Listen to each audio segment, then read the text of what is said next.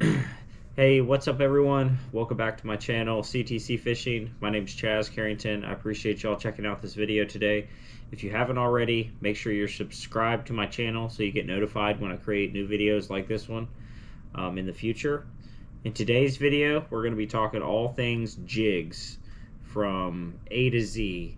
Every type of jig, the scenario, how I fish them, the particulars, the trailers, the setup, the rod, reel, line, pretty much. I mean, jigs themselves, from types, line ties. I mean, you name it. We're going to try to cover all our bases today, and hopefully give you guys a crash course on what I think is one of the most underrated lures still in bass fishing to this day.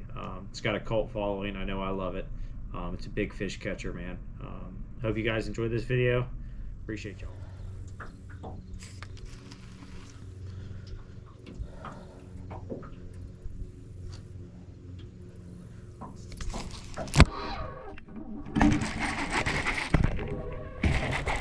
Oh wow, that's a really big one. That's a really big one. Holy crap.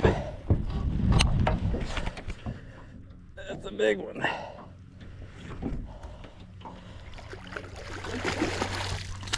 That's a big one.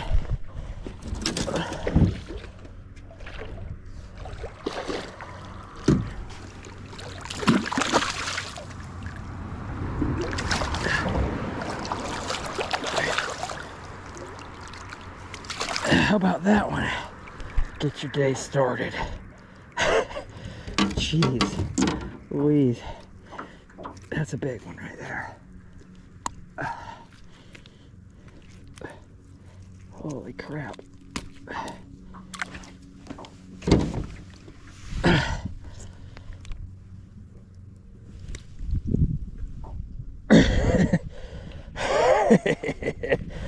Oh, that's cool. All right, now that you've got to see it in action, let's just talk about picking your jig for your scenario, because I think that's probably the most important part. There's lots of different jigs for lots of different scenarios, and they're all kind of tailored to do their own thing in their own way, and the particulars and the setup and how you use them can be a big can play a big part in how effective they are for you. For me, I try not to get too crazy with it. Although they're like I said, every jig has its own purpose. I try to stick with a fairly broad range jig that allows me to do a lot of different things in a lot of different scenarios. You're really picking your jig for the type of cover and lake that you're fishing, or bottom composition. And that's really how you choose it. So different types you've got. For me, my all-around jig, one that I throw the most, is going to be just your standard, I don't want to call it a flipping jig, it's more of a pitching jig, like a arky style pitching jig. Probably gets a huge, I would say 75% of my jig fishing is probably spent with one of these style arky style heads.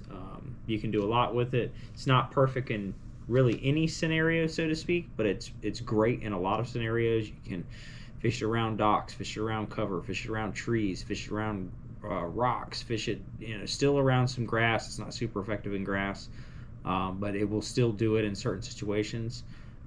It's just an all-around great jig. So Arky is probably my number one. You've got football head jigs, which really are obviously a wider football, hence the name, shaped jig that you drag along the bottom, and that helps you stay glued to cover really well, kicks up rocks. I fish it a lot of times in hard bottom scenarios, especially this time of the year. Winter is killer for football jigs, for me, especially for big ones. Also, summertime is kind of an underrated time to be throwing a big football jig around as well.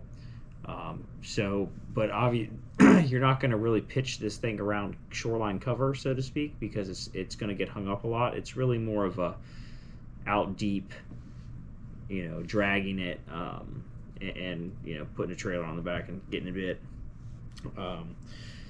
Then you've got some more specialized head designs beyond that, but they really, that's a lot. That's a bulk of your jigs right there. Arky style football head.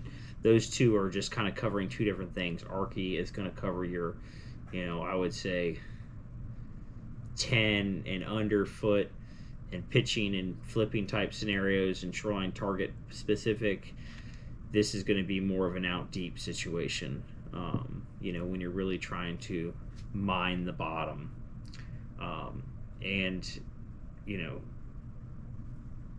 Line ties are also an important part of when you're selecting your jig. I oftentimes, especially on my Arky jigs and even on my football jigs, I really like a horizontal line tie. And so as you can tell, it's horizontal to you versus an inline vertical line tie on, say, something like, let's see here, like this BKK, for instance. You can kind of see how that one's vertical or inline. This one really seems to excel in grass, and really going vertical in and out of cover more so than if you're casting it. So a really short yardage situation, pitching, flipping clumps of grass. This little Magnum BKK hook, RM Beast Coast jig is actually killer. But you really want to pick those line ties for your situation. So for me, this is a really good grass jig.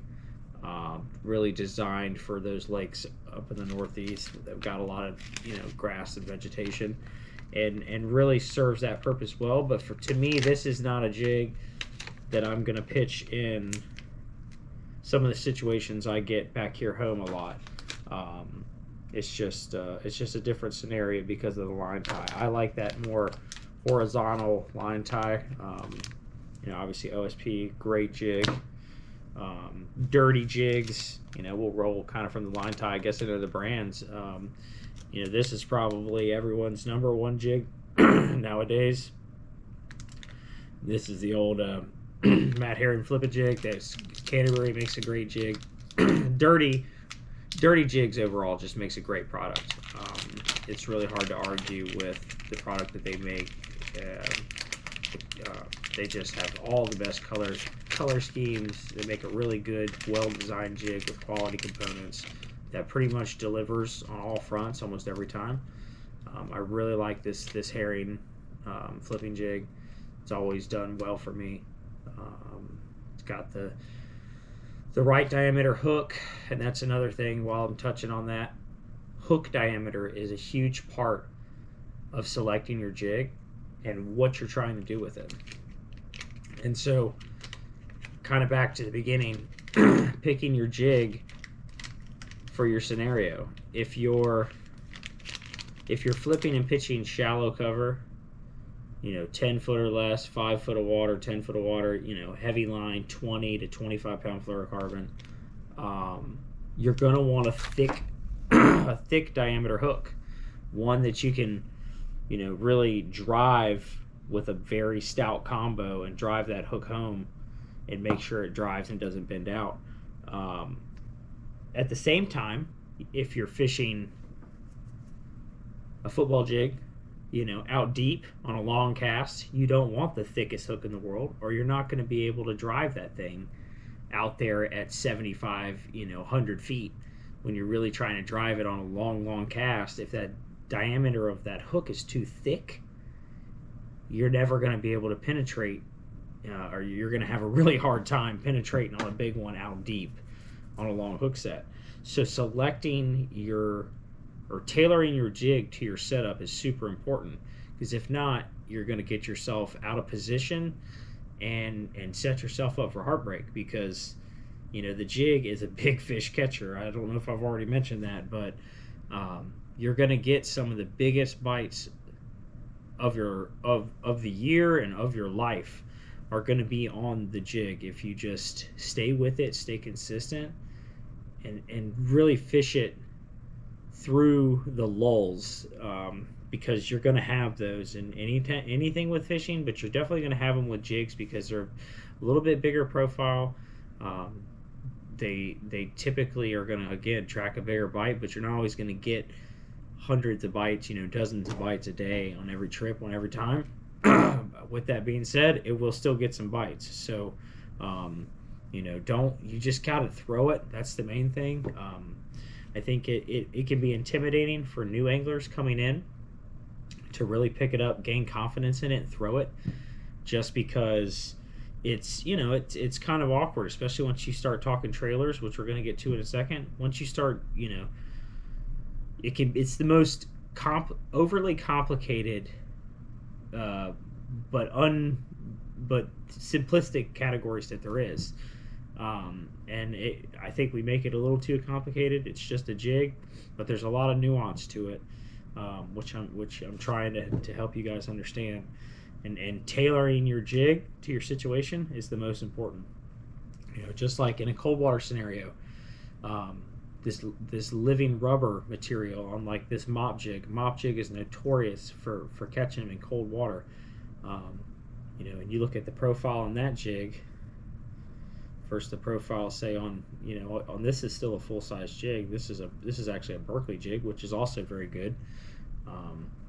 Look at the size profile difference on how that skirt's flaring on that mop jig, versus how it's kind of laid in on that Berkely jig on a regular silicone skirt. This thing is a huge profile, especially in the dead of winter. It can be, it's a killer, big fish catcher, but you're not going to get a lot of bites on this thing. You have to go into it knowing that, right? That being said, it's just a great lure, and you see how it's all the same, but they're all different. The OSP is super refined. With its I'll bust one open for y'all so you can see. This is a 1/2 ounce. This is the 0.1. As with most Japanese jigs, they're typically downsized. They typically they have a smaller gap, so to speak, than most of your Americanized jigs, but they do have great quality components, very sharp hooks. They have a little more engineering and a little more love behind them. And as you can tell, this one looks fantastic. So this right here is a little sleeper jig. So let's look at this jig. This is still a 1/2 ounce jig. Not a huge hook, as you can see. Not a huge hook, but this jig right here is quality through and through. Very good weed guard. That's an extremely sharp hook. Although the shank is very short, I can tell you that thing's going to get it done. The profile on that with a small trailer can be absolutely deadly any time of the year, but in the wintertime especially too. So you can go two different ends of the spectrum here. Look at your mop jig with this massive mop skirt designed to entice strikes, and it does. Or you can go to the other end of the spectrum, go to this smaller, more micro style jig, but still has quality components. I can still, with that hook and this setup, I can still drive that on almost 20-pound test, believe it or not. 8 that all day, 16 to 20-pound test, I can still fish this thing on. So, and maintain a small profile, but with a big boy setup to drive the hook home when the time comes.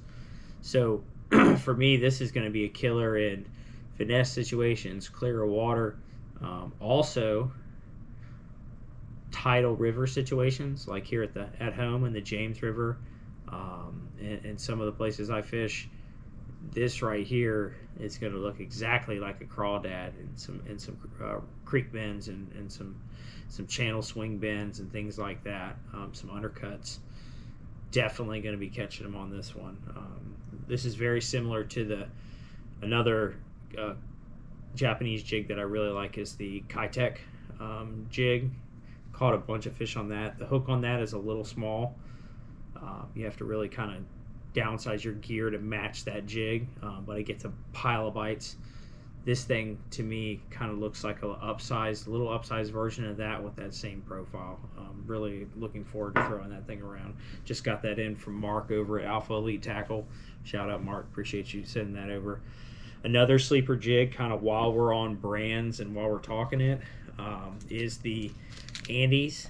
Andes makes a great jig. I got on these when Edwin won the Classic several years ago, way up the elk. I'm sure most everyone else did at that time. If you didn't, now you know. So the E-Series mini flip is a really good one. Andes also makes an old school jig right here, which here's one out of the package. You can kind of see it's got some, he ties them with it's got some living rubber mixed in with some other skirt material. It's got some hair and I think rabbit hair mixed in with it, and that creates a really unique profile in the water. But that's, an Arky style head, horizontal line tie. It's really a great jig, so to speak. It hangs up a little more in wood than I'd like, just using it. But it does have a killer little profile. I feel like you're definitely going to get some extra bites sometimes on that hand-tied version right there. So that's one worth noting that I really like. So no jig is, you can catch them without it, but a jig is really brought to life by the trailer that you choose to go with it. And there's lots of different things you can do with it. But when we're talking right now, like winter, which to me is the best time to fish it, I like really a chunk style trailer or a crawl, but not a crawl with a ton of movement. I really like more of a dead crawl. For me, my very personal favorite, let's see if I can find it. Caught a bazillion bass with a D-bomb on the back of a jig. To me, a D-bomb, bite it down, let's just say, call it, all right, air. No, you're not supposed to do that. But a D-bomb, thread it down. Let's put it on the back of the old mop jig so you guys can see. And you can just as easily thread this thing on, one of these compact like Berkely or any other style Arky jig works fine. And let me get the beads down. Tear it down a little bit. Look at that. Now you have officially got a full-size profile right there on that jig, on that Arky jig. And you can trim it down a little bit more if you need to. But that to me is, that's an excellent jig profile. That thing is obviously huge. Now it really becomes a meal for them. And so D-bomb is probably my #1 jig trailer. I kind of just always trim it down to size, just for ease of use. If I'm not throwing the D-bomb, more often than not in the dead of winter, I'm throwing a chunk. And so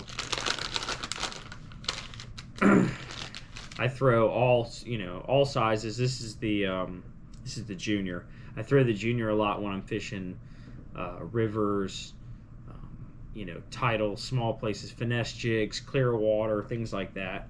But in this case, this OSP 01, the Super Chunk Junior is going to be perfect for this. Always take it, you look at your chunk, you want to flip it, right? So your flat part is on top. Your flat part is going to be on top on this so that your square is down. And I normally just take it, find it, and kind of pierce it in the middle to where it lines up. And on a short one like this, I mean, you see how even a super chunk kind of brings that tiny profile jig and turns it now into an enticing meal for a fish, especially, you know, on the fall, as that those those arms flail up like that. I mean, that's hard to beat right there. You know, so those are probably my two favorite trailers to start with: a D-bomb and a super chunk. You know, a junior on a smaller size jig, or a regular chunk, or a medium, you know, the ultra chunk on the bigger ones, depending on my size jig that I'm doing here. But there's plenty of other options out there. So I mean, just off camera, I figured I'd throw in a bunch of options that, you know, I've tried, had success with, and ones that other people throw a lot. This X-Zone Lures, the Adrenaline Craw, have really grown on me.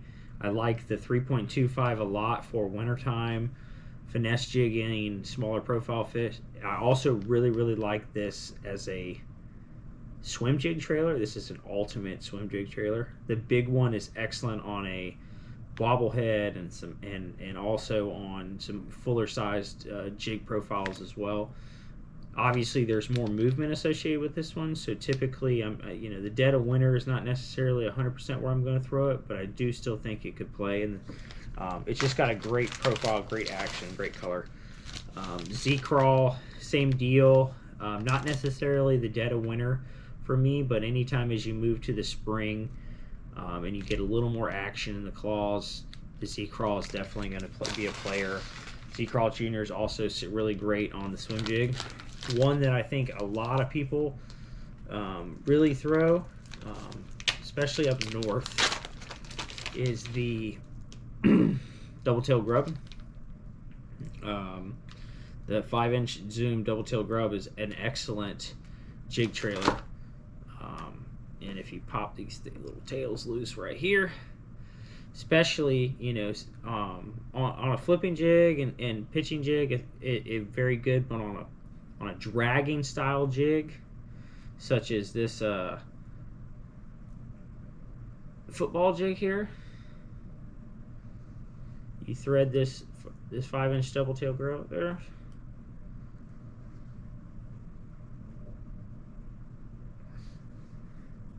That thing's gonna get bit, right?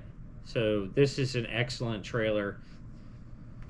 The Yamamoto grub, double tail, definitely gonna get bit,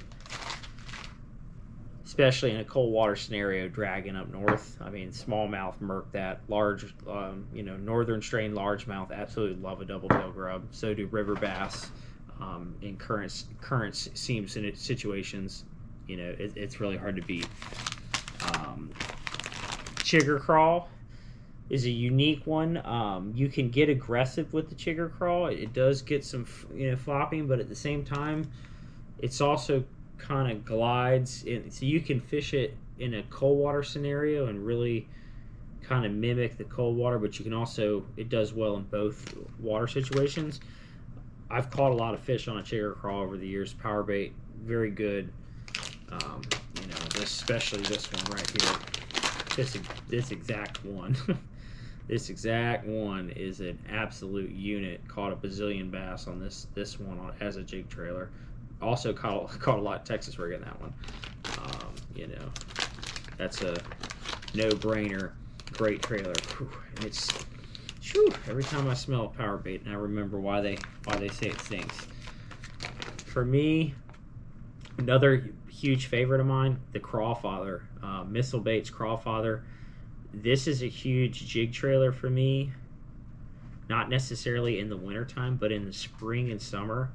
The Crawfather is a huge player for me in terms of numbers and getting that nice crawfish profile, but not overly huge. So in a river situation, all the rivers around me, from the Sounds to the James and you know, any of them, the Pamunkey, the any of them, this Crawfather seems to really fit the size profile for crawfish around me and tailoring my jig to it, and I really like it. It's one of my favorites. The other one worth notable mentioning, the Rage Bug. Great great trailer as well. Strike King makes great products, always have. Rage Bug's, you know, a #1 seller for a reason. I've certainly caught a pile of fish on a Rage Bug, and you know, I felt it would be wrong to leave it out. A newcomer to the list, still verdict's still out a little bit. Obviously, there's a lot of hype behind the Crush City brand. You know, Rapala makes a lot of good stuff on the hard bait side. This year, we figured they've launched. This is I think what the Cleanup Craw. Cleanup Craw. So far so good. I do like it. This is again more of an aggressive style crawl, so not necessarily my wintertime pick, but I did swim a jig a little bit with it, and I did kind of pitch it around last fall, and I did like what I saw. So verdict's still out, but I figured I would include it on our trailers list, just you know, just to make the list more comprehensive. And that's really that. I just dug around. I mean, there's a million other trailers out there, guys, but that was kind of just, you know, off the top of my head, things I was thinking about, things I saw in my bag that I thought would cover a lot of bases for most people. So that's my list of trailers.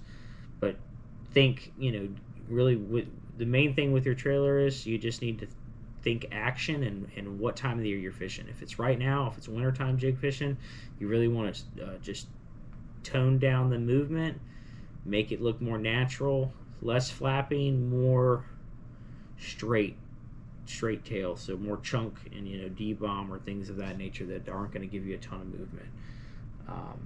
As far as equipment goes, I think the jig, you know, you picking your jig and then tailoring your equipment to that jig is super important, like we talked about. So for me, overall, all around pitching, flipping scenarios, I pretty much have a couple of different setups, but the one that I probably do the most with is I've got a 7-foot heavy Z-bone flipping stick here, or, you know, pitching rod.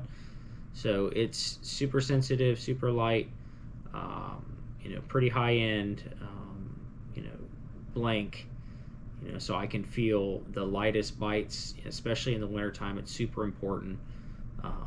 The bite is everything. So being connected to the fish, to me, the rod is the most important part of any scenario with jig fishing. You've got to be able to have a sensitive blank.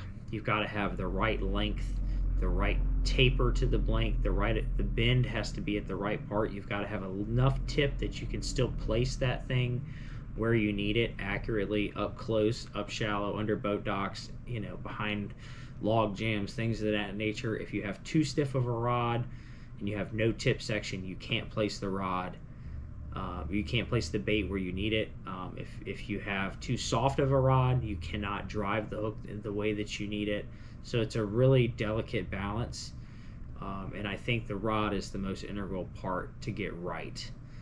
So with that said, like I said, Z-Bone Kistler, 7-foot, heavy, gets the job done for me. You know, I feel them breathe on it out there, you know, anywhere this bait goes, and, you know, I'm well connected to it.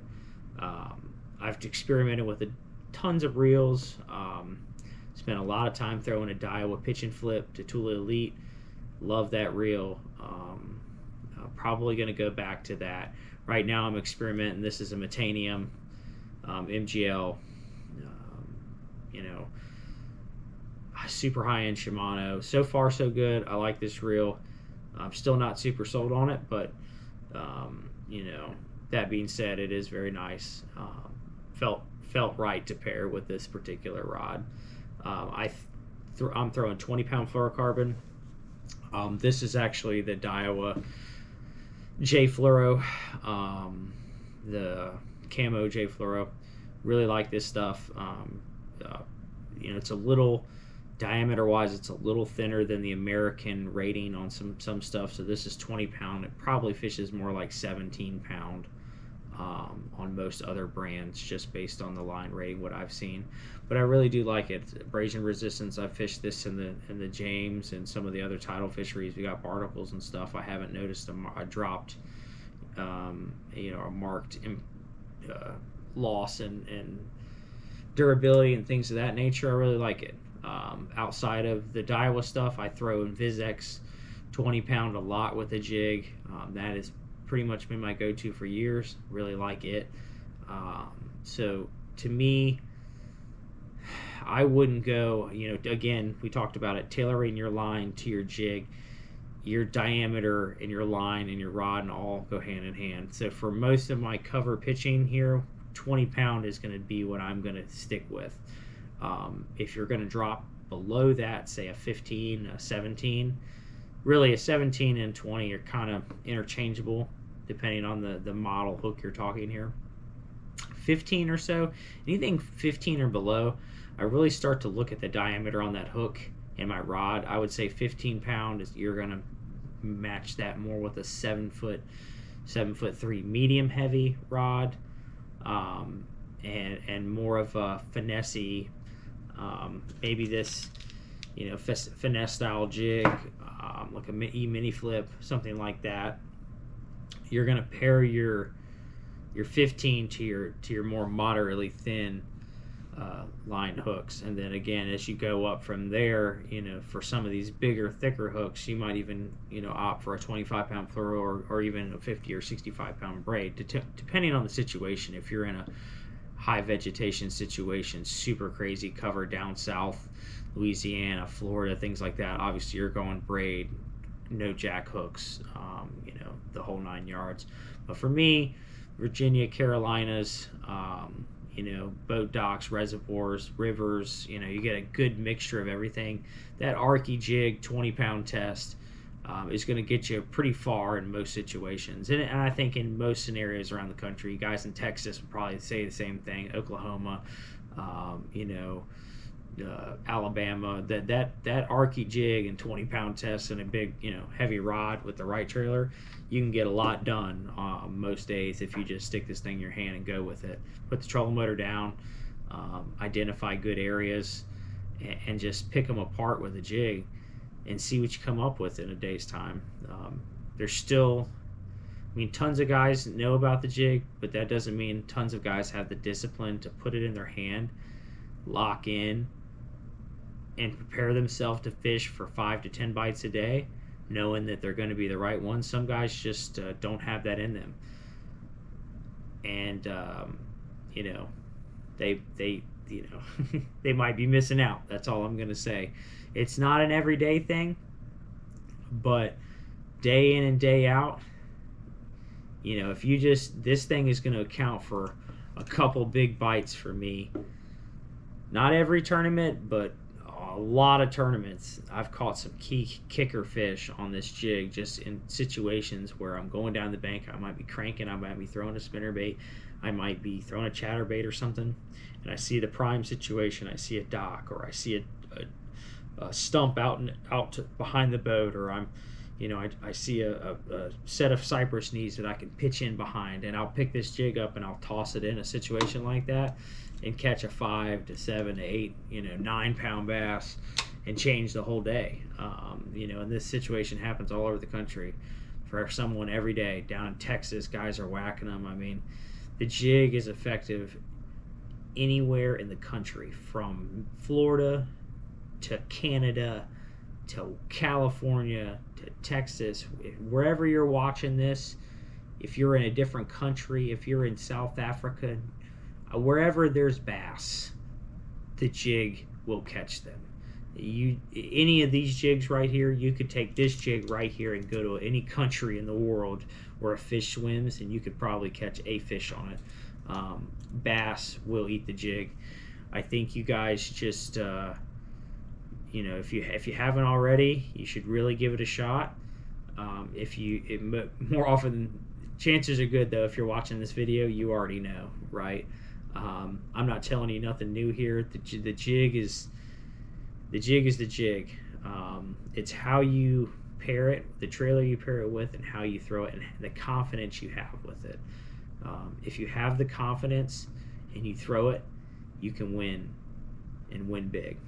I appreciate you guys checking out this video. Let me know if there's anything else, anything I missed. I tried to do a one take on this. I hope it went well. Trailers, jigs, setup, I think we covered it all. I appreciate y'all checking out this video. We'll see you on the next one.